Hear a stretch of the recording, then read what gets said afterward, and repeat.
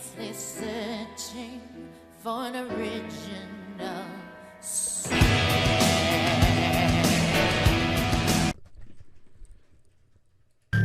Hey guys, welcome back to The Letter. As it turns out, I do have another choice. I'm not a religious person. I won't identify myself as such. Or rather, I can't. Sure, my grandparents didn't have to force me to go weekly. I'd happily join them. In fact, most of my childhood Sundays have been spent attending service.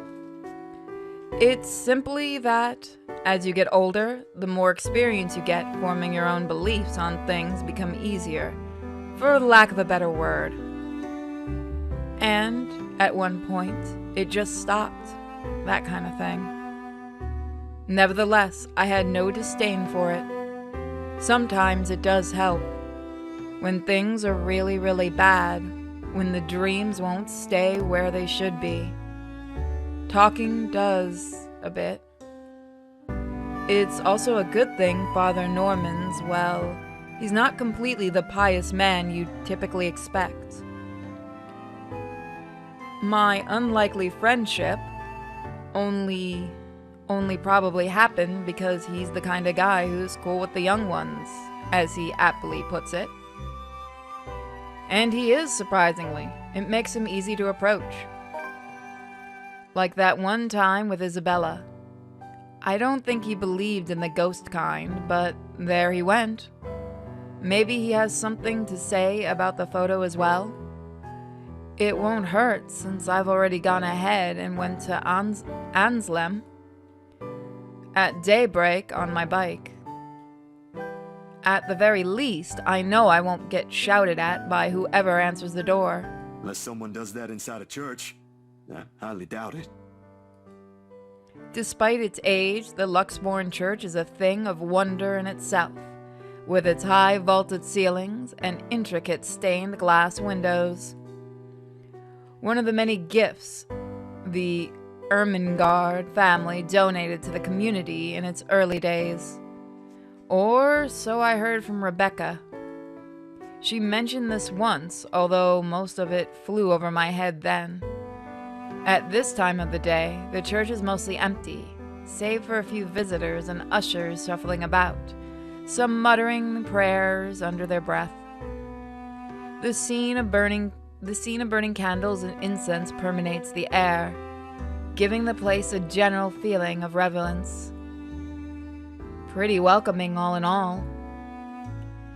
Even so, I keep the noise my treads make to a minimum. Disturbing the quiet feels like a sin alone. An usher points me to a pew in front of the altar when asked where Father Norman prays. He mentions something about the good priest not being in good health, ever since he did a favor for a friend to bless an old house. Oh, I wonder what that could be a reference to. This is the first time in days he's left his room. No surprise there. With the weird heat lately, even Rebecca caught something.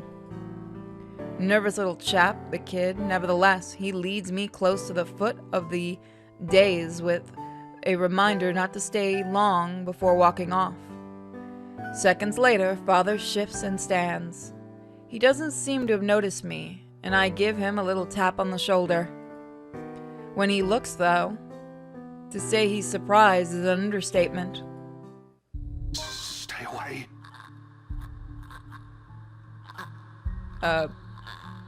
No means no.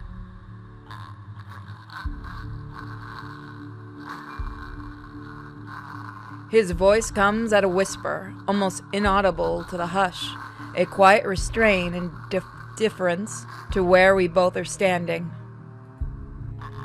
But the tremor is there.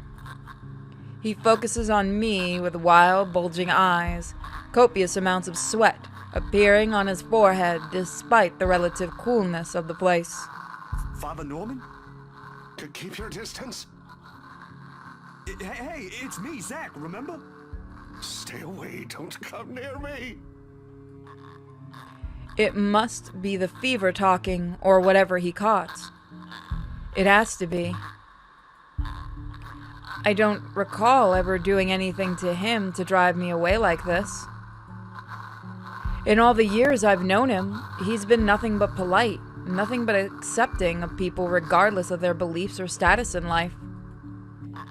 For words akin to a threat to come out of him, it's simply beyond imaginable. Go back to where you came from. Leave. Father, what did I do? Leave now. I extend a hand to his shoulder, meant to be reassuring.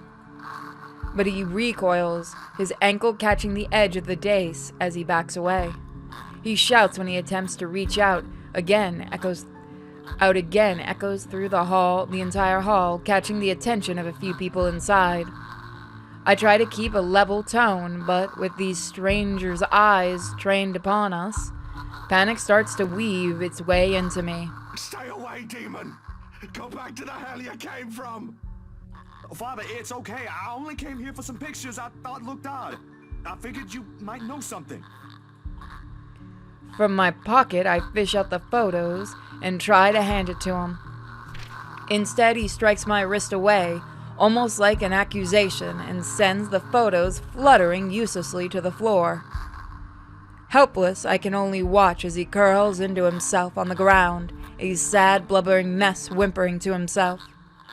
He tips his head forward and begins rocking his hands clapped over his ears. That accursed spirit, so full of anger and pain. All those horrible things I've seen. I can't sleep. I can't eat everywhere I look. Go away, go away. Go away. You're not supposed to be here. This is a house of God. Be gone, demon. Lord have mercy, God, our Lord, King of ages, all-powerful and almighty. You who made everything and transform everything simply by your will. A number of people have moved closer, mostly just to gawk. Thankfully, as if to save him from being an utter spectacle, 2 ushers come out, taking him away. One of them, the kid from earlier, shoots me an apologetic look. I can't even return it to him. Anxiety is a powerful thing, a firm little notion that clings, eats, and consumes you. I can still hear his prayers, even as they drag him away. May he keep at bay and vanquish every evil power, every poison or malice invoked against us by corrupt and envious people. Then under the protection of your authority may we sing in gratitude. It rings, hums in me as I am left to pick up the pieces of this chaos. Back to square one we go. If there is salvation in this, I hope we find it soon. The moon is well into the night sky by the time I make it back home. My heavy treads and the sound of traffic outside echoing in my ears, filling the empty room with some semblance of life. Nana would scold me if she ever hears me walk like that. But after today, I can't really give a damn about everything. The mattress creaks under my weight as I unceremoniously flop down on it, and I find myself looking at the paper under my grip. As promised, Miss Wright had my bike delivered back to my apartment. Found it parked at the rack downstairs with an invitation and a note tacked onto it, in fact. Be there, it said. If only it was that easy, but it'll give me a chance to talk to her. About that thing in their house. With a sigh, I let my hand fall to the side of the bed along with the invitation. I'll think about it tomorrow when my head ain't muddled with thoughts of a headless woman and the haunting smiles of a ghost. Belated, it occurs to me that I haven't eaten anything since this morning. And an empty, gnawing ache makes itself known, but I can't bring myself to stand up. Today was a complete waste of time, and frankly, a disappointment. I don't like this. The lack of certainty, the disquiet, the lack of stable ground to stand on, the part where I don't know what will come at tomorrow. Ever since that damned letter, everything has been thrown out the loop. I wish everything stayed the same. Routine would have been much easier to make sense of than this. Closing my eyes, I let the noise from the street below lull me to sleep. At the very least, that's that one thing that hasn't changed. Hey guys, I just wanted to show you one of our newest products in the shop. This one is a very limited edition poster that is actually really beautiful. Bosco went above and beyond with this poster, so you can pick it up in our crowd-made shop. Link, of course, is in the description. It is really, really awesome, so get this poster. Once we have it, once that timer ends, that's it. We're not putting this one back up at all. It is also available through the Patreon for the poster tier, but this is the better way to get it, trust me. So let's get back to the game, shall we?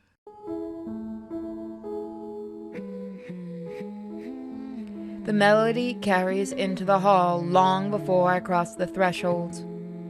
Solemn but gentle and soothing, a reminder of what home is. Pa's firm but meaningful gaze, Ma's wistful smile, the warm rays flittering through the eaves at sunset, the distinct smell of wet earth, the leaves after a long day's rain, our room. The room, Ma and Pa's pride and joy, a place where we once promised several springs ago. Yet it won't stop. No, wait! Come back! I'll be good this time! Please don't leave! Please stay! The floorboards are cold under my feet, more than it usually is. The walls more forbidding than most of what I'm used to. Farther and farther the room goes. Ma's singing ceases, and Pa's? I can't hear Pa. Not above the raucous clanging and the deafening roar of gunshots, nor the screams replacing the comforting soft melodies. There is only the blinding fear. But when the light breaks, her skin has already taken a sickly pale color, rotten in most parts, blood dripping from every open gash and lesion on her body. Bony hands grip Hannah's neck like a noose, staining the skin beneath it with a vibrant shade of scarlet. Nothing but malice fills the gleam in her eyes. A scream ripples through the air. My whole body feels distant, every limb heavy with lead, still all unable to move at will. Not even so I can wipe the beads of sweat forming at my temple. The rasping of my breath easily fills the room in the wee hours while I force it back into a steady rhythm. There's a tightness in my chest I can't shake, my heart pounding against it as if it's about to burst out. Something cold is settled in my legs. Not the usual chill that comes and goes with the passage of the breeze from the window, but one strong enough to sting, shackle, and leave a frigid sensation creeping up my skin. With every struggle I make, the pressure winds firmly around my leg. Tighter and tighter and tighter. All until one becomes too much. My heart stops. Another draft sweeps into the room and brings with it the iron tang of blood. Thick, suffocating, filling my nose with a foul, stinking smell as I shift my gaze up downwards and it slowly comes into view. Mouth stretched in a hideous smile, and the eyes brimming with nothing but madness. The stench of gore taints the air around me, and I can't look away. From it, her, from the terror and death that her uncanny twisted features alone scream. I try to open my mouth to shout, to ask for any help, but my voice has left my body altogether. All I have is the painful realization that no kind of plea will ever save me from her. Then suddenly, the bed dips. The brutal plunge back into myself jerks me awake. There is no ear-splitting scream, no wild thrashing of limbs, just a painful constricting awareness that something has wound itself tightly around my neck. I waste no second pulling a blanket, away, but allow myself a few minutes to steady my breathing before getting off the bed. Inhale, hold, exhale. 1 step, 2 step, 3. But the dreams have gotten worse. Ever since 2 days ago, no longer are they the small, cursory flashes that I'm used to, but vivid ones that linger. I can still feel the blood in my hands, the putrid smell of rotting flesh, the sickening crunch of bones breaking with every movement, and her cold, chilling eyes as they bore into me. I draw in one long, ragged breath, and before I know it, I'm walking out the door. Even in the waking world, it reeks. A bench on the park is far from the most private place for thoughts in Luxbourne, considering its location at the heart of the bustling city. But in the early hours of the morning, it provides enough peace and quiet for any poor problematic soul who happens to wander here. The city is just waking up, a little later than usual. But knowing what day it is, one can't fault it for being a little tardy just this once. Yet neither the pleasant morning chill nor the soft twittering of birds does anything to banish the images. Every single one has rooted itself in my head, its claw digging deep in what is no longer a safe place to hide in. London Bridge is falling down, falling down, falling down. London It Bridge used to be is falling easy down, finding some my pretense of fair peace lady. under the guise of sheer Take a optimism key following and a regular lock him up, routine. lock him Now, up, lock him up. Take a key Now I and don't know lock what to him make up, of it. my fair lady. Sometimes it's easier to run, London Bridge easier to is hide falling when down, everything's falling falling apart. down, falling That way down. you don't have to be the London first to Bridge is witness falling it when down, it does. my fair It lady. worked when things Take went a bad in the key movies and lock after him all. up, lock him up, lock him It up. also worked Take when a Ma and key Pa and were lock taken him from up, us. my fair Though the lady. sentiment's a little hypocritical when you think London about my little Bridge is talk with falling Miss Wright the down, other day. falling down, falling But that's down. just how it London is. Bridge is falling down, Maybe it really my is better if I fair just... lady. Hey, mister. Oh God. I don't know why the head doesn't fit the body. A tiny voice gives me a pause. When I look up, a little girl, maybe about 6 or 7, is peering at me. 2 wide eyes overflowing with what can only be the natural curiosity one typically sees in children. I vaguely note that St. Goretti uniform she is wearing before returning her greeting. Hey, kid. Kylie. Kylie? That's my name. Mama said it's rude not to call people by their names. She then flops down on the empty space beside me.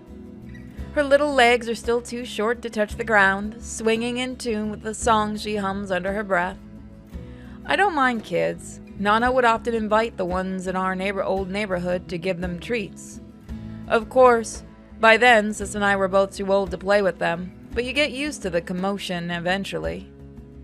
It's not completely as unpleasant as most people would imply. Kylie seems to be a well-behaved kid anyway. Oh, sorry. Nice to meet you, Kylie. Is Mama here? No, but my big brother's with me. He's taking pictures with his camera over there.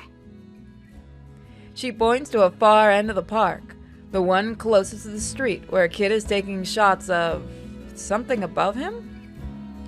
It doesn't look to be birds, because all there is on that side of the park are buildings. I don't see what's so interesting with the tip of a building, though. I'd take pictures of dogs if I were him. They're cuter. Do you have a camera too, mister? Yeah, I'm actually a photographer. Mama said I'm too young to get a camera. I'm sure your mama will eventually give you one. But won't you be late for school like this? Big Brother will get us there on time. Rowan promised Papa. We aren't going to be late. It's sports day. So it's not good if you keep looking like that today. If it ends up raining and we lose, it's your fault. All right, I'll try not to upset the clouds today, kid. Is it because you're sick, mister? Before I know it, a smile is spread over my face. They say kids ask the toughest questions sometimes, but they sure do with how sincere Kylie looks. Lying feels like doing her a huge disservice. No, not sick. Just having a very, very bad day. Why is that? Is that like when my big brother ate all of my pudding? He did that once and then cried. It wasn't very nice of him. Yeah, I think so. You see, there's this mean girl. She's giving my friends and I a lot of trouble. Hard to keep up when things are like that, you know? Especially when you can't do anything. It's kind of scary.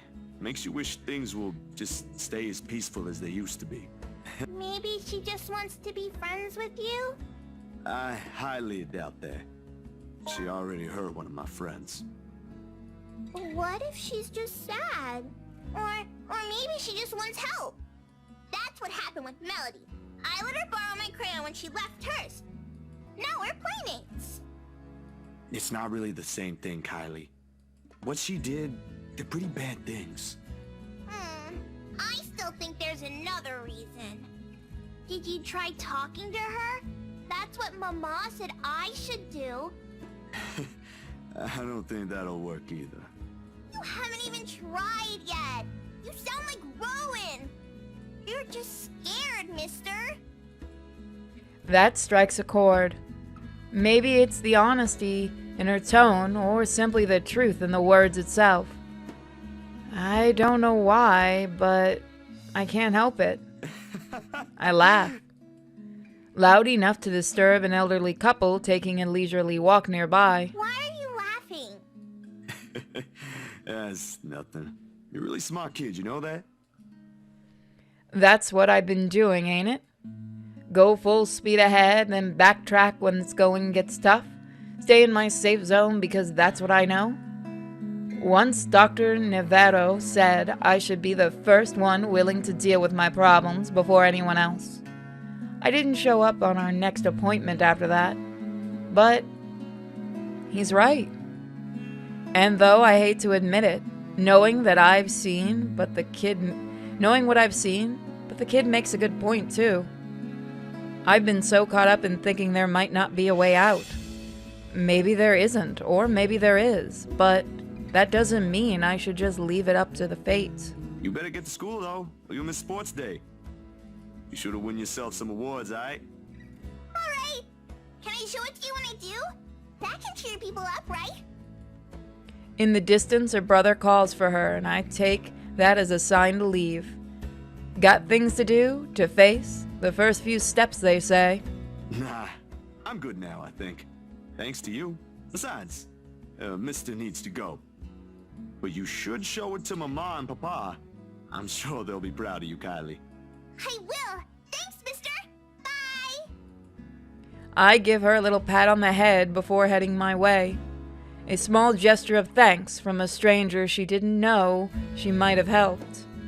She may not understand it now, even though at such a young age she already has this understanding of things, but maybe when she's older, when the world is no longer seems too big for her. But aren't you going to help me, mister?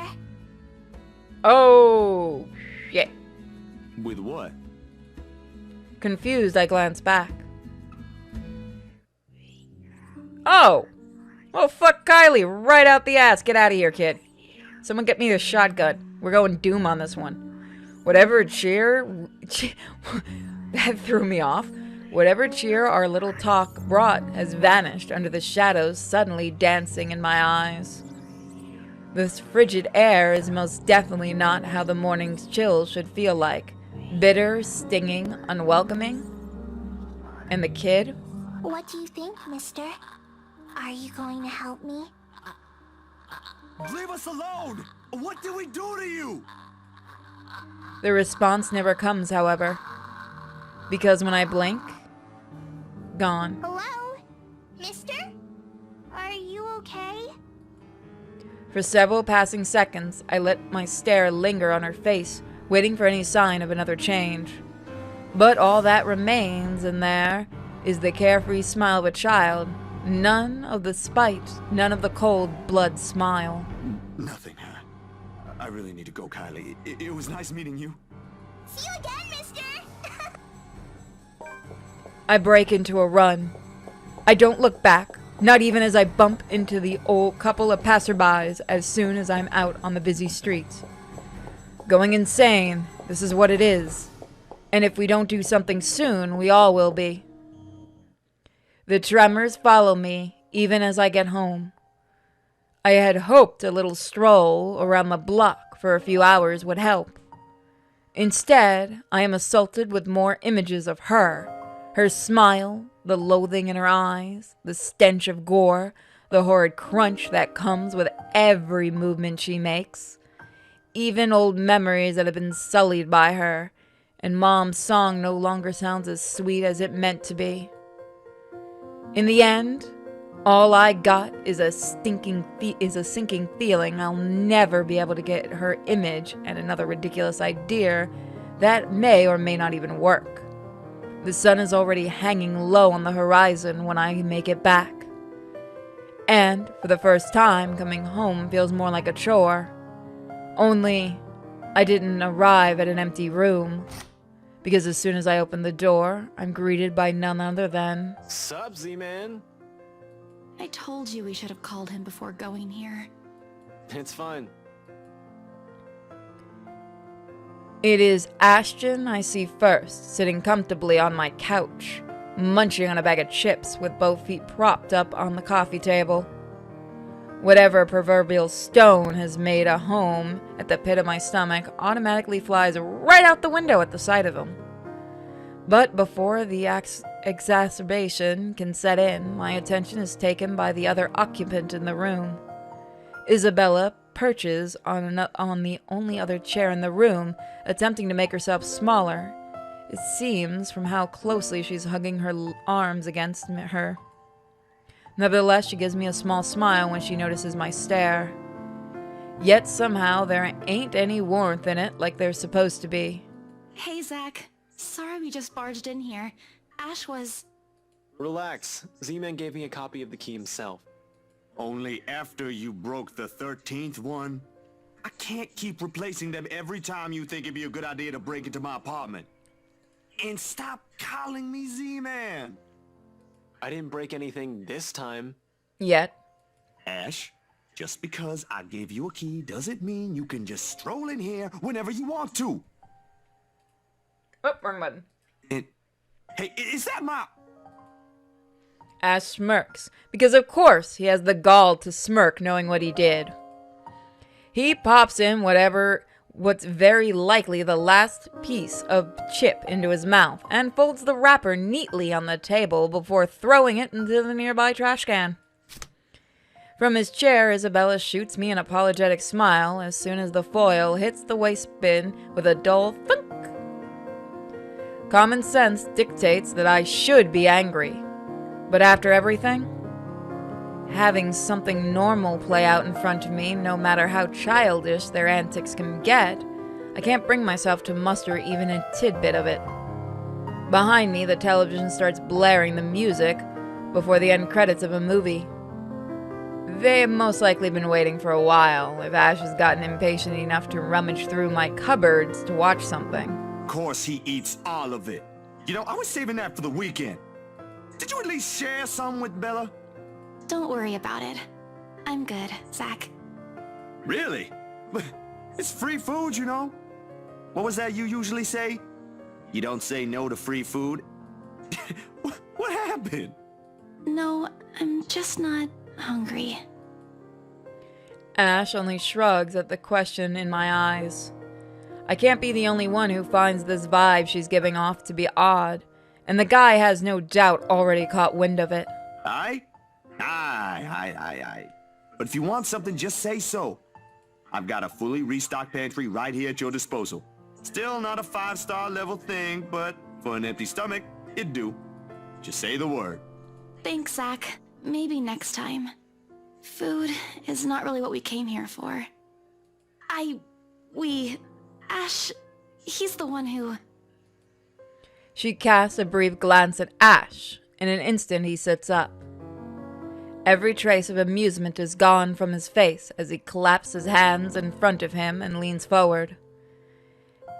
A minuscule gesture meant to ease, yet the grim expression on him tells a different story altogether. All right, you two, what's this about? I don't like those looks. A short but tense pause follows. They're both stalling. Under normal circumstances, I'd wait. With these two, the more you force it, the more they'll clamp down on it. But as a handful of seconds continue to slip by, the unsettling feeling in me also grows with it. Soon it turns into impatience. Before I can demand a response, though, one of them finally speaks up. It is Isabella who speaks first. We just thought we should check on you. After what happened to Rose, Please don't tell me something happened again. No, nothing. None so far. And we're keeping it that way as much as possible. Ash, it's not that easy. This isn't some... We don't know that. Let me... A bitter frustration in his tone is impossible to miss, but he catches it as soon as Isabella draws back. He allows himself a moment to breathe before dropping it for one less harsh, more tempered, gentler. Let me look at this first, okay? I agreed to help, but you've got to let me handle things from now on. I already told you everything. There must be something we're not seeing in this just yet. We'll sort this out, but no more silly ideas and running around on your own. You're making people worry more than necessary. Becca, especially. So everything's fine? Depends on who you're asking. How are things with you? Anything odd? Good, I guess. Admittedly, how things went down at the housewarming party last night threw me off a bit. I'm not asking about that. Remember the letter thing Isabella's been yapping on about? I'm asking about that kind of odd. I look at him. Gaped more like it. His serious expression doesn't waver despite the perplexed look he shoots me. I shoot him. There's a brief second I let pass as I wait for the heavens to fall somehow. It doesn't come. The sky is still bathed in vibrant reddish hues as it waits for the night to arrive. Luxbourne is still the same busy city, and everything in my room still appears as it did a second ago, including the unnerving ticking of my wall clock. But if Ashton, calm, cool, collected, always logical Ashton, takes interest in this, something or someone must have fucked shit up somewhere. Well, the dreams, they're a lot worse than usual. There's a woman now, ever since we saw that letter. I don't know if it's the same one Isabella talked about. Maybe it is, maybe it ain't. I really don't want to go back to sleep sometimes. Last night was the worst. Anyway, why are you asking about this? Rose's death isn't just a coincidence, Zach. It may have something to do with... I may have... Wait, stop right there for a sec, Bella. I thought you ain't buying this stuff, Ash. Just the other day, you said the exact same thing. I still don't, but even Rebecca, out of all people, claims there's something. Whatever this is, someone has got to look into it. Everything about this screams shady. Are you sure you even have the time? Ain't you busy with your current case? I got taken off that one. You didn't say you were taken off your case. I just got the news this morning. Apparently the higher-ups think I'm doing a horrendous job at it.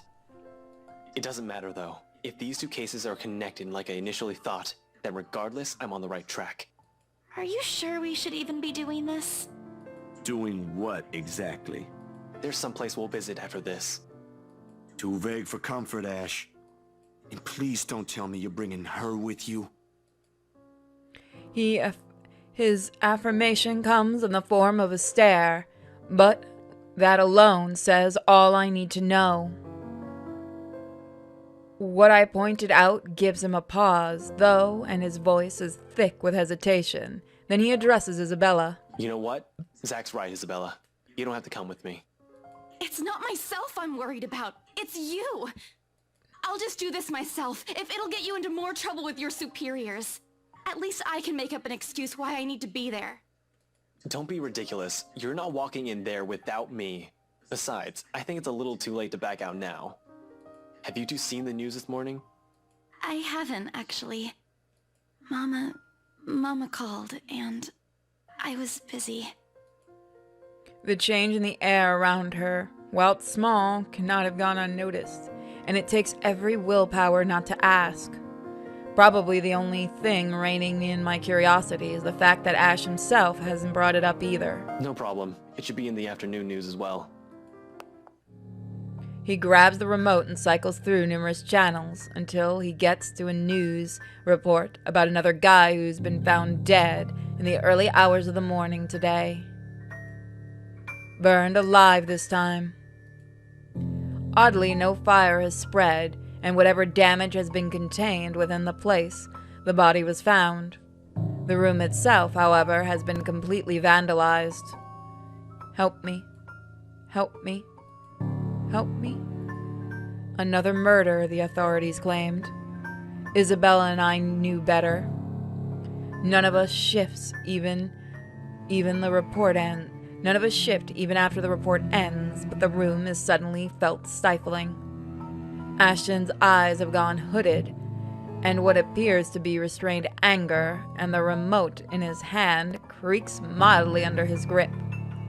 The stone is back in my stomach. The tiny little thing gripping at my insides, growing with every passing second as the dread sinks in. In the thick of it, Isabella's voice is the only one that breaks the hush. A small, weak thing on its own that wavers unevenly between words, but every syllable heavy with meaning. This is because of that thing, isn't it? I did this somehow. Then it fades. All that's left in the air is her doubt and fear, while all we can do is to cope. Let's see. So we have a choice here. It ain't too late. We could still fix this. There's 3 of us here. 4 if you count Rebecca. No, she's staying away from this. She lifts her gaze at me, eyes steady and shoulders squared as she holds it against the baffled look I gave her. Although in the next second it immediately softens, and it takes me by surprise nevertheless. In those brief moments, it feels like I faced a different person. I don't want to involve her in this any more than I already have. Both of you as well. I already said it. That's completely out of the question. Stop asking. Still in all, that's 2 extra heads who can do the thinking. Between us 3, I'm sure we'll figure something out pretty soon. Don't make this whole thing sound like it's a piece of cake to deal with. It ain't. But better than sitting around, yeah? Plan is still a plan. You're going to shoot yourself in the foot one day with that kind of thinking. We don't even know who's doing this. The last 2 murders might just be similar incidents done by 2 different suspects. Hasn't stopped you from going after them before. Remember that time when you... Okay, stop right there. There will be no retelling of that incident today, Z-Man. Or ever. Keep calling me Z-Man and maybe I will. Suddenly, Isabella laughs. Though muffled by her hands, it rings light and easy against the thick tension of the room. Still a far cry from the usual cheer she carries, but brings a welcome shift in the otherwise dreary mood. Thanks, you two. I'll tell you about it when he's not around. Give it up, Z-Man. She's not interested. Who says I'm not? Ash makes a face, but chuckles at the jest despite himself. Why am I even friends with you two? And like this, most of our worries ebb away, if only for a few minutes. They take their leave mere minutes close to sundown, but regardless of the lighter mood, little has been said of their plans, only vague hints of what they're aiming to do after. Well, it ain't any of my business to know. Something about this whole thing will gnaw at me. A tiny passing thought urges me to do something as well. And that's what we'll find out next time, guys. Thank you for checking me out. Check out my Twitch, sinfully_pure, and my other channel, Sinfully Pure, where you can see a lot more longer videos. And check out my Patreon and Subscribestar, and my Crowdmate, where we're doing a very limited edition poster. See you guys next time. Bye.